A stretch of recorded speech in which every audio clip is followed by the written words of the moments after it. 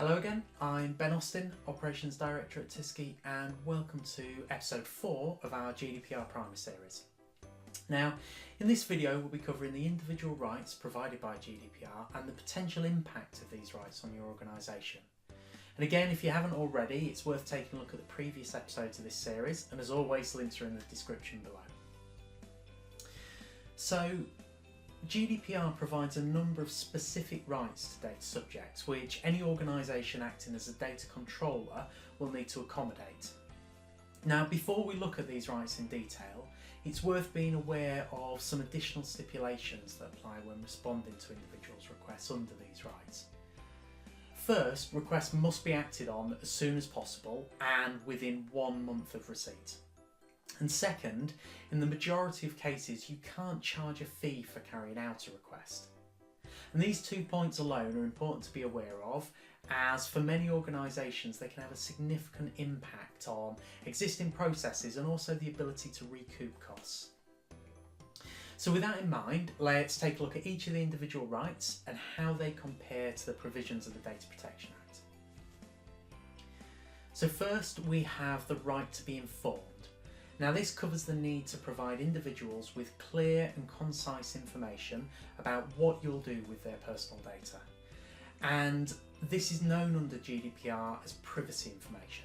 It contains a range of details, including your organisation's name and contact details, the purposes for which data is being processed, the lawful basis under which the data is being processed, and the various rights available to individuals related to the processing of their data. This privacy information should be provided to individuals at the point of collecting their personal data or no later than 1 month after, ideally in the form of clear, concise notices at the point of data collection. Now, as it stands, the right to be informed is very close to existing provisions under the Data Protection Act, and although privacy information should be reviewed, it's unlikely to require any fundamental changes for most organisations. Next then is the right of access, also known as a subject access request. This allows an individual to obtain certain information from a data controller, specifically confirmation that you're processing their data, a copy of their personal data, and other supplementary information, most of which should be covered within the privacy notice. It's worth noting as well that GDPR makes a number of recommendations in relation to this right of access. Firstly, that organisations should have a system for identifying and recording subject access requests, that organisations should enable individuals to make a subject access request electronically, and that where appropriate, data should be provided in a commonly used electronic format. If we compare that to the provisions of the Data Protection Act, subject access requests under GDPR are likely to place a greater overhead on organisations, and that's mainly due to the greater range of information that needs to be provided, as well as the more restrictive 1 month response timescales. Now, we then have the right to rectification. This is allowing individuals to have inaccurate personal data corrected and, in certain circumstances, missing personal data added to the records held by a data controller. Now, interestingly, the GDPR doesn't provide a specific definition of accuracy. However, the Data Protection Act states that personal data is inaccurate if it's incorrect or misleading as to any matter of fact, which is a reasonable definition to use in this case too. GDPR's right to rectification is almost identical to the current provisions of the Data Protection Act, so most organisations shouldn't require any significant changes to their existing processes. So the right to erasure then is sometimes referred to as the right to be forgotten, and this provides individuals with the right to have their personal data erased. Now, it is important to note this only applies in certain circumstances and it's not an absolute right. So under the right to erasure, individuals can have their personal data erased where the data is no longer necessary for the purposes it was originally collected, consent was used as the lawful basis for processing and the individual withdraws their consent, and there's no overriding legitimate interest that may be used as a legitimate basis for processing. Data is being processed for direct marketing and the individual objects to that processing. The data is being processed unlawfully, the data must be erased to comply with a legal obligation, or a child's personal data has been processed in order to provide online information services. Now, there are also a number of situations in which the right to erasure wouldn't apply, and that's particularly where the data is required for public or occupational health purposes, to comply with legal obligations, and for performing tasks that are in the public interest or when exercising official authority. Now, compared to the Data Protection Act, GDPR provides for a much broader range of situations where an individual may demand their data be erased, meaning organisations will likely see increased overhead from these requests.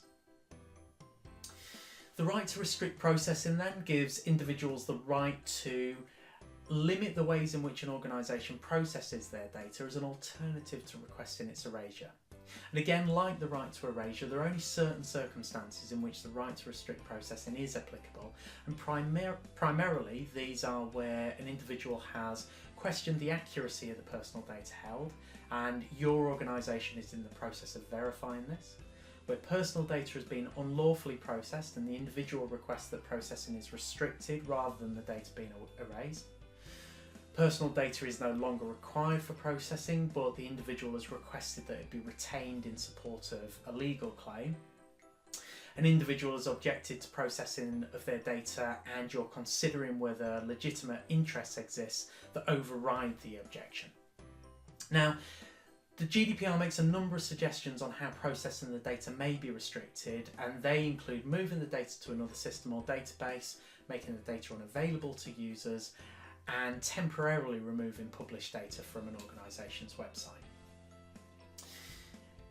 Now, the Data Protection Act doesn't contain a specific right to restrict processing, so this right under GDPR will likely require changes to organisations' systems and processes. Next up then is the right to data portability, which provides individuals with the right either to receive their personal data from a controller in a common machine-readable format, or for them to request that their data be provided directly to another organisation. Now, like the other rights we've looked at, the right to data portability only applies in certain situations, specifically when either consent or the performance of a contract is used as the lawful basis for processing, and where processing is carried out by automated means. In terms of the formats that are appropriate for providing data to an individual, the Information Commissioner's Office makes 3 recommendations. These are CSV, XML and JSON, each of which are widely supported open data formats. Because there's no equivalent provision in the Data Protection Act, the right to data portability is likely to have an impact on many organisations. But it is also worth considering, though, that it may create opportunities for some organisations by making it simpler for customers to switch between service providers. So we then have the right to object, which enables individuals to request that an organisation stops processing their data if personal data is being used for direct marketing. Then an individual does have an absolute right to object. However, if data is being used for a task carried out in the public interest, in exercising official authority, or for your legitimate interest, then an individual must give specific reasons for the objection, which you must review to assess whether they are outweighed by your legitimate grounds for processing, or by the needs to process data in support of, say, a legal claim. Now, whilst the Data Protection Act does include the right for individuals to object to the processing of their data, GDPR now places the burden on the data controller to demonstrate that it either has legitimate interest or a legal right to continue the processing. Okay, so quite a long episode this one, but hopefully it's helped clarify the rights that individuals can exercise under GDPR and the kind of requests that organisations are likely to have to deal with.